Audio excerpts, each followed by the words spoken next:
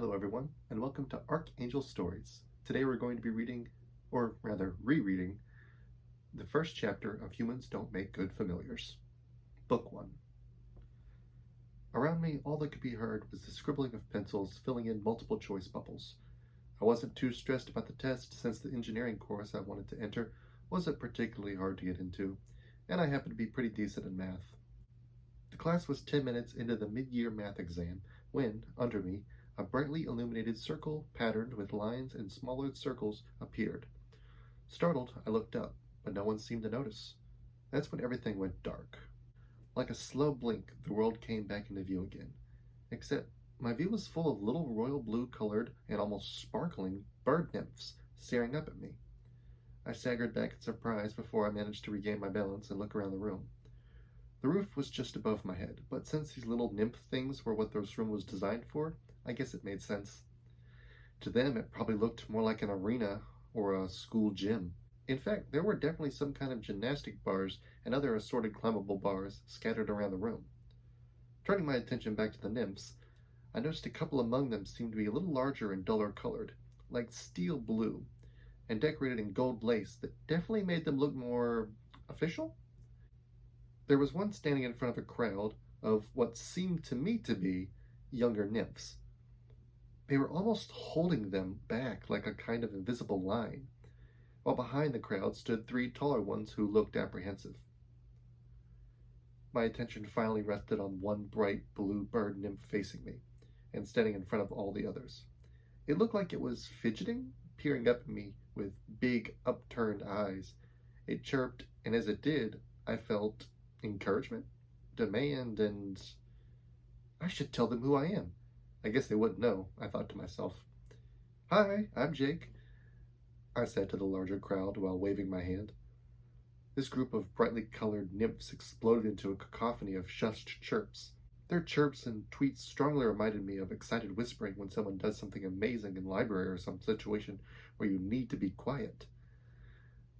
The four who I was starting to suspect were teachers seemed to relax a little.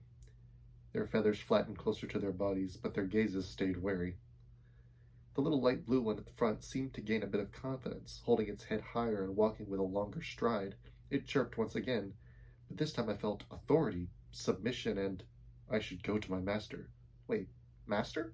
I thought, seemingly at odds with my own mind. I cannot keep her waiting. What? Why can't I keep who waiting? In my mind, the back and forth raged. I would flip between desperation and a desire to serve, to confusion and a clarity. No, I just have to walk to her. What am I thinking? Go to her. Holy crap, is this mind control? Go to her now. Get out of my head! I screamed, filled with frustration and unbridled rage. As I yelled, the crowd of birds shrank away, falling completely silent. Even the four teachers looked stunned, but they recovered quickly. In the silence, the light blue one nervously repeated her chirp. No! I yelled again. This time the crowd scattered, chirping desperately as they flapped their wings and flew over each other, trying to get away. The three teachers at the back were prepared this time, chirping in sync. They gestured towards what looked to be like jagged rocks sitting on a trolley between them and motioned towards me. This was followed by the rocks flying towards me at the speed of a pegged handball. Out of pure instinct, my hand protected my face and caught the jagged rock, which was followed by my loudly screaming, "Ow!" The mayhem instantly came to a stop as all their little feathered heads turned towards the source of the sound. I dropped the rock out of my right hand and into my left. I looked down at the broken remains of a pencil I must have been unknowingly holding the whole time. It had snapped and one of the broken halves was protruding into my palm. That hurt! I shouted, throwing the rock back in the general direction it came from. The stone flew and buried itself halfway into the floorboards right in front of one of the teacher nymphs, who staggered back and fell over with it. Which, in hindsight, must have been utter horror, judging from the puffed-up feathers. The fourth teacher was shaking the little blue nymph and chirping something, while the rest of the students were stampeding out of the room. That's when I finally realized the gravity of the situation and what had probably just happened. Uh-oh. I looked down at the little nymph who had begun chirping something again, but this time I didn't feel anything. Confused, I looked around the room and then down at myself, only to see my legs disappearing. Holy crap! I exclaimed as my stomach, hands, and then chest faded into nothing. The last thing I saw before the world faded into darkness was the little blue nymph staring up at me in what looked like shock. And then I was back.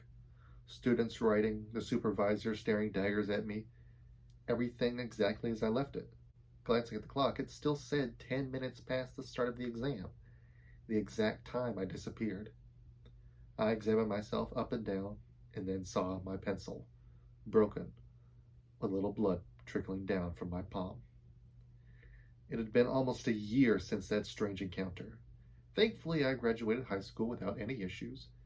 I didn't tell anyone about my experience that day, figuring I would either be laughed at or institutionalized in spite of my greatest hopes and wishes.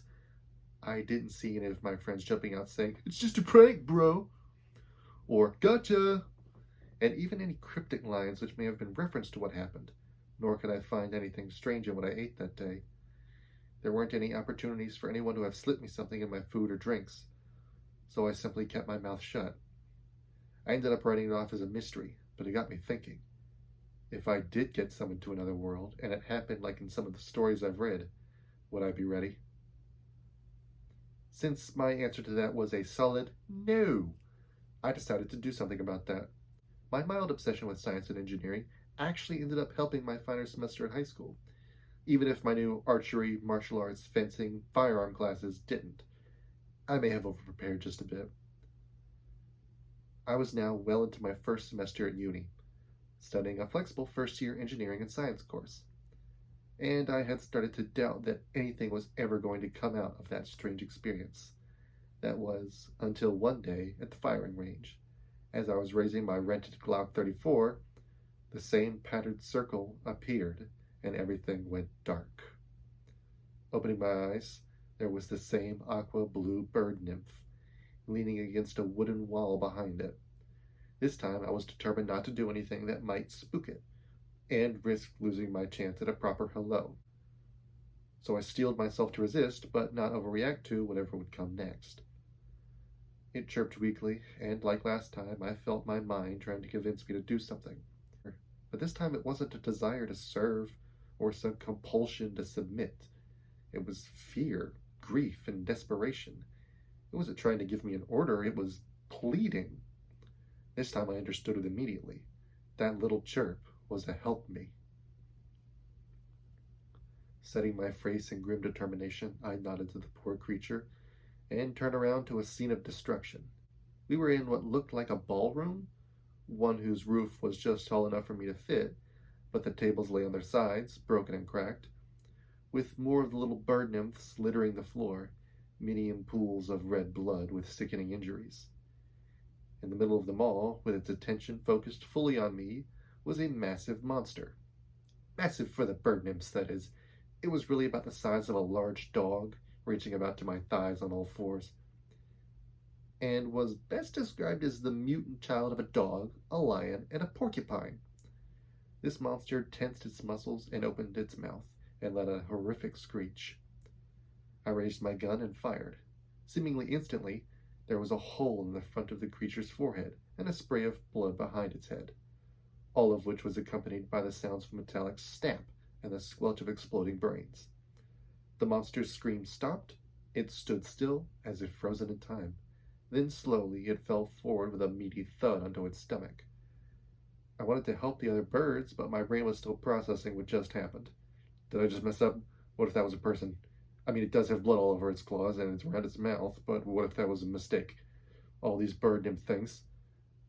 How can I wondered, but was cut off halfway through my thought by a single chirp from behind me. Turning around, the little nymph projected a feeling of amazement, relief, and mourning into my mind. I smiled, thinking that at least I had done something right this time. "Anytime," I said. After hearing my words, the little nymph sunk back against the wall, closed its eyes, and laid still. Just then, I heard frantic chirps getting louder from the corridors. Turning around to find the source, I noticed I was fainting again. My legs had already gone, my hands, chest, and then I saw the origin of the chirps. Larger, more professional-looking nymphs poured through one of the doors. That was my last sight before fading away. Hi everyone, Archangel98 here. So I actually already filmed one of these outros, but it was terrible. So I'm refilming it. Basically, I just plugged this book, which will be coming up on this channel, hopefully regularly, but let's not get our hopes up. I have to finish college. Um, you can go and buy the book if you want. You know, it's already on hardback, paperback, and ebook format on Amazon.com. I'm slowly releasing it on Royal Road, and the unedited, kind of bumpy, error-filled version is on Reddit. So if you want to go read it there, you can.